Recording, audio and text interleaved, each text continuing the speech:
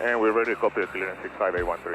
65813, cleared to Osier intersection via radar vectors. Leaving 2,500, proceed direct to Osier. Hold northeast of Osier, established. Maintain 4,000. Expect further clearance 2200. Wow.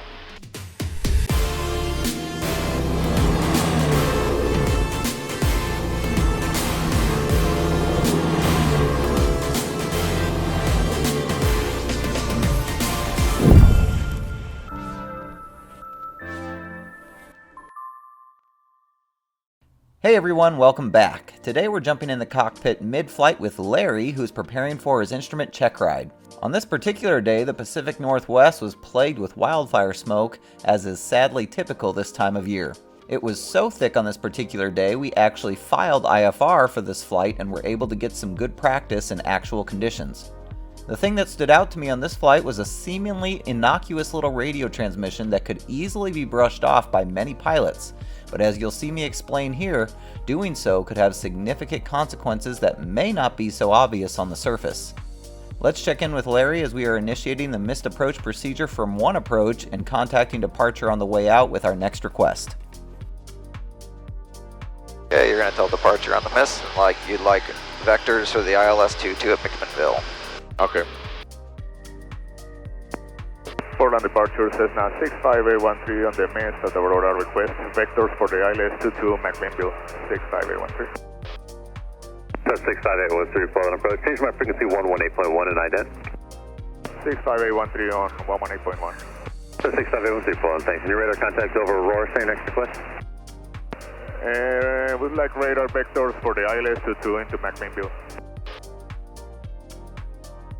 65813, climb maintain 4,000.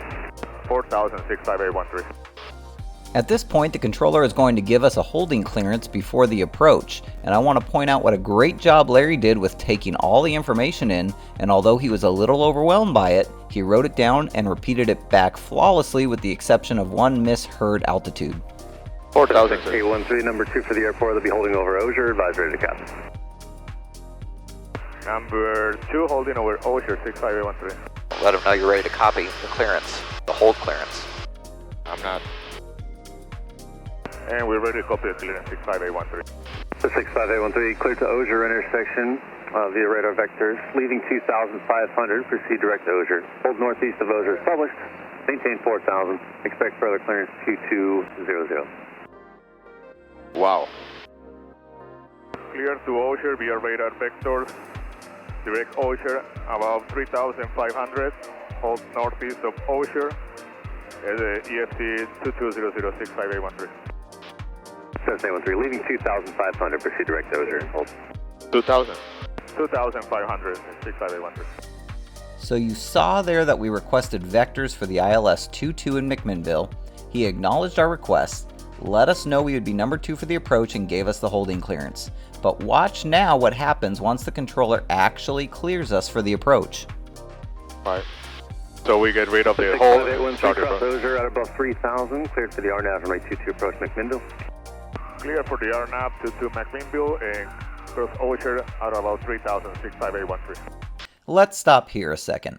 Why would Larry accept this clearance when it's not the approach we are intending to do or the one we requested? Some may think it would be obvious to correct the controller, but let's take a closer look at these two approaches. Understanding that we are equipped for both types of approaches, we know that equipment isn't going to be an issue and we could easily fly either of them. Looking at the descent profile for the ILS-22, we see the fixes of Osier, Eunice, and Liev, along with their corresponding altitudes of 2,900, 2,500, and 1,900, respectively. Looking at the RNAV-22, we see that the fixes and altitudes are exactly the same for the LPV approach. On the surface, these appear to be the exact same approach, just two options for the navigation equipment you use to fly them. Let's look a little closer for any potential issues we might encounter. Probably the most obvious thing that stands out is the minimums are slightly different.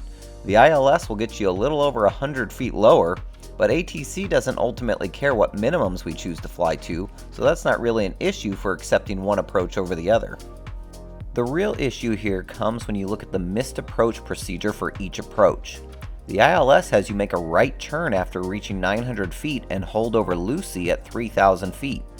The RNAV, however, has you fly straight out and hold over Pusiv at 4,900 feet. These are two massively different procedures, and while it would be less of an issue if we were doing VFR practice approaches, you have to remember that on this particular day, we were actually filed in the system for the smoky IMC conditions. Let's jump back in the cockpit now where I point this out to Larry, and he figures it all out pretty quickly once I question him about it. Justin, you need to clarify that we're looking for the ILS. We got what? The ILS. Make sure he knows the ILS. 65813, just to clarify, we're flying the ILS. Cessna 813, roger. Cross over 3,000 or at above 3,000, cleared ILS from 822, cross McMinnville. At or above 3,000 at Osher, clear for the ILS into McMinnville, 65813. Why is it important that you get the right approach that you're planning to fly? Medevac 890 Whiskey Alpha, contact The right clearance? Yeah, why? Yeah, exactly. Why is that important? 0.8, Medevac 890 Whiskey Alpha. Well, that's very important always, but what do you mean? Well, I mean, the RNAV approach is basically the same approach as the ILS. In this case, yeah, it's basically the same. So what's the big deal if he just cleared us for the RNAV 22, and even though you're flying the ILS? I don't know, the minimums might be different. What else? Well, we know that that's not the case. Yeah, that's that's for us. But what is different? Probably the missed approach. No, the missed approach is completely different. It is? Yep. So if he cleared us for the RNAV 22, he'd expect us to be flying the missed approach procedure for RNAV 22. Right. And we're planning to fly the ILS. This one is... Oh, it's Lucy, it's the same thing. No, completely different on the RNAV. The other one is... ain't that Lucy? Nope, it's straight out to Pusiv. Oh, Pusiv, yeah, straight out. 19 miles away. Okay. So while this may not be a common situation, and 99% of the time it would seem to be obvious you want to be cleared for the approach you're expecting, in situations like this when you are flying local approaches for practice that you have become intimately familiar with, complacency can easily slip in and potentially cause serious mistakes to be made. That'll do it for today, everybody. Thanks for joining me. Please like and subscribe, and until next time, resume your own navigation.